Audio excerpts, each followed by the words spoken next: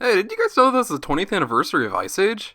Me neither. Ice Age is one of the highest grossing and longest running animated franchises of all time. For as little as people talk about it, it's quite the legacy and quite the gross over these years, but why don't we talk about Ice Age? There have been 5 movies, multiple different shorts, and different TV specials as well. While I don't want to get too harsh off the bat because I do have a moderate amount of respect for the Ice Age franchise for kickstarting Blue Sky, I don't think we talk about it that much or have much respect for it, because it's not that good. Now don't get me wrong, the first Ice Age has its charm to it, but I wouldn't really consider it one of those animation classics. Really after the second movie, which I don't think many people would argue isn't a good movie, it really just became a cash cow franchise. The third one went on to gross a lot of money, and I mean a lot of money. So it seemed like an ending point for the Ice Age franchise. They were like, never mind, and pumped out a fourth, which also made a lot of money. Almost the exact same amount as the third. By this point, all artistic integrity was thrown out the window. It was really about how to sell as many toys and tickets as possible. So to do that, they really just gave the 3 leads, Manny, Sid, and Diego, as many love interests and family members as possible. And introducing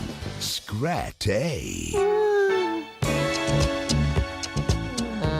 That's really the gimmick of the sequels. There's so many characters by the end of this thing that it's hard to keep track of. And when you're over 4 movies and approaching your 5th, which is more than any of the Pixar or DreamWorks properties, maybe you've outstayed your welcome. And audiences started to think that. Because with the 5th installment in the franchise, Ice Age Collision Course only made a little bit more than the original movie. I think it was safe to say that the Ice Age was thawing out. At some point you gotta try, and I would say that Ice Age wasn't trying for around 10 years at that point. So when Disney bought up 20th Century Fox, that means they acquired Blue Sky, the owners of Ice Age. And this either meant one of 2 things, that Disney was going to kill Blue Sky and therefore kill the properties, and kind of just have these franchises legacy pieces. You put them on Disney Plus, sell a couple Blu-rays and maybe some t-shirts, but other than that, they were done. Or you can continue to milk Ice Age for all it's worth. Guess what direction Disney took?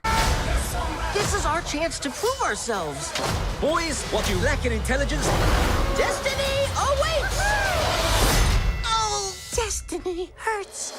you make up for in bumbling ineptitude. The Ice Age: Adventures of Buckwild is the latest installment in the Ice Age franchise, and this is something that I think literally nobody on the planet was genuinely looking forward to. It has been 6 gosh darn years since the last Ice Age movie, which yes is a very long wait for a franchise that can't stop pumping out movies. Everything about this movie screamed red flags. 1. Blue Sky is no more, and this wasn't being worked on by Blue Sky. This was animated by Bardell Entertainment, Disney's new boy. Sorry, that was mean. They also made the 2021 Darby Wimpy Kid movie, which is also not good. The second red flag, this is going straight to Disney Plus. This is not going into theaters. And the third red flag, this is part of the Ice Age franchise. What do you think is gonna happen? The movie is officially here on Disney Plus, releasing on January 28th, 2022. And I've seen it, and honestly, I'm a little depressed. Don't worry, my home life's going good and I have plenty of healthy friendships and relationships, but genuinely sometimes seeing entertainment like this can ruin my entire day. Like I said, Ice Age was never one of those franchises that screamed integrity. It was always a shameless cash cow. This though is another level. This is milking a franchise absolutely dry to where it's going to die at any minute. It's not just that they made another Ice Age. It's not just that they slapped it on Disney Plus without a care in the world. It's the fact that the entire movie from its base is nothing like the original movies whatsoever. It's significantly cheaper looking. The main characters, our main trio, they are not the main characters anymore. We're following side characters now, and only one of the original voice actors returned. Simon Pegg plays the title character, Buck Wild. And honestly, Buck Wild was one of the good side characters of those sequel movies. Like I said, that franchise was getting stale as hell, and his introduction in the third movie was kind of a breath of fresh air. But get this,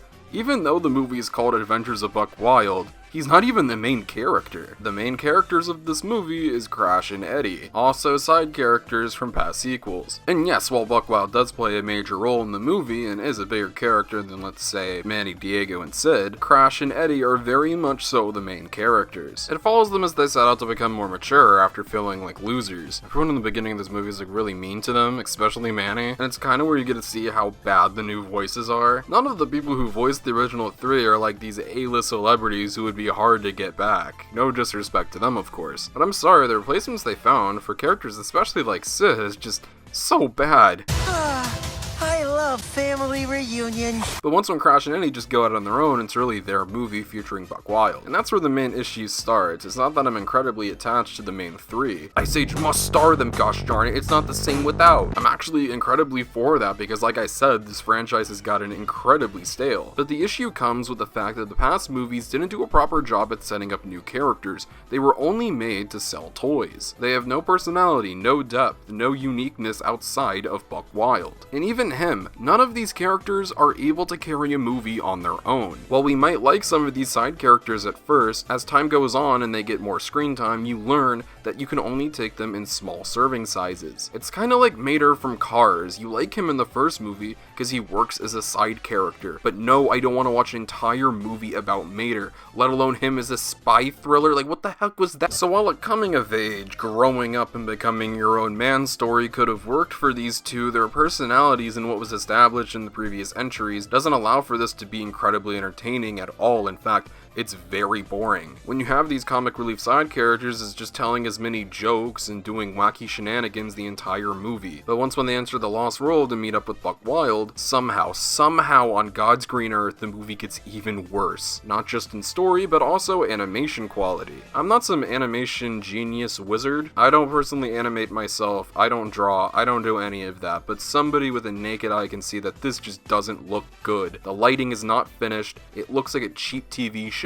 The fur textures are all off, it just looks flat out bad and ugly. Once when they run into Buck Wild, the conflict immediately starts. Orson, the main villain of the movie, if you can call him that, mainly because he's incredibly not intimidating, and he doesn't look intimidating either. In fact, he's kind of cute, is planning to rid the Lost World of all mammals. So Crash, Eddie, and Buck go on this adventure with the help of Z, and somebody needs to go to horny jail. You guys outdid yourselves. What the heck is this? This is where everything becomes a little confusing. Not the story, it's incredibly easy to follow, and it's just not very interesting, but it's the idea of this movie. Is this supposed to be a sequel? A spin-off? I could completely understand if they wanted to continue the Ice Age franchise with new lead characters, because the older ones kind of overstayed their welcome like I said earlier on in the video. But I'm sorry, this just doesn't feel like an Ice Age movie. It doesn't feel like a main installment in anything. It feels like a side piece, but it's not. It's the next Ice Age movie. There's a moment when Buck talks about his backstory and it sounds somewhat interesting, and I think a movie about that could have worked, honestly. But no, we get this movie about Buck Wild that isn't even about Buck Wild. I think the movie's trying to have some kind of message, mainly with the main villain talking about how he was bullied for the way he looked. And honestly, a story about bigotry and how you're treated for being different is never bad. In fact, I think that makes for some of the best stories that have ever been told. It's an inherently tragic yet interesting plot point that you can build upon and actually get emotional weight from. There's no time to let emotional scenes or character motives resonate, because there always needs to be a joke to keep kids invested. And this is 100% made for kids only. There is no attempt in here at all to have adults invested in this. There are a couple brief cutaways to the main characters of the original movies, but it's so brief and it's clearly only being done to get those characters to the Lost World for the final act,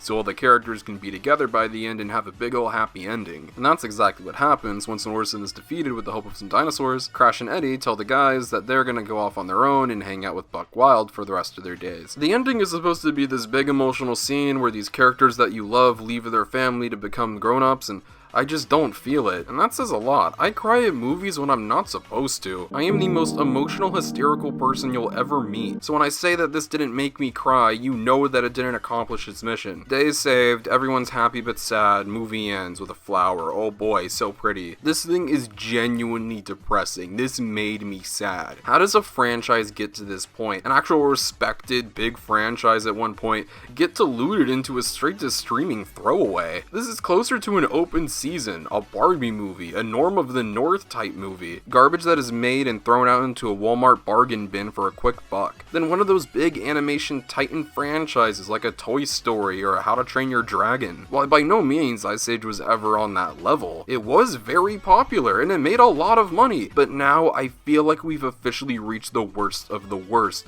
when a movie is put out that doesn't even have finished animation. It's just sad. The main characters were sidelined. None of the actors probably even wanted to return, which they didn't outside of Simon Pegg. I ran into an old friend and I brought her back for a little painted. The plot is weak. The animation is genuinely some of the worst I've seen from an animated movie in a long time. This was originally supposed to be a TV show, and you know what? I would be completely fine with that. But for whatever reason, they just turned it into a movie, and that was the worst mistake they could have made. This franchise of movies has already been tarnished for long enough. You just went and made it even worse. I genuinely wouldn't be talking about this right now if this was a TV show put on Disney+.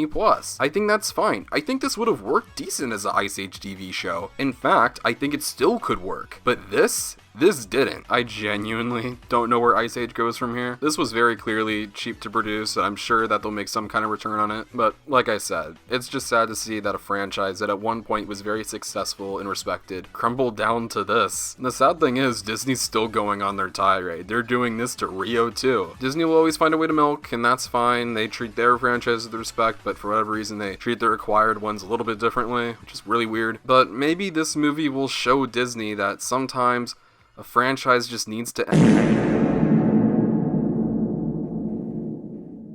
Oh, you gotta be kidding me.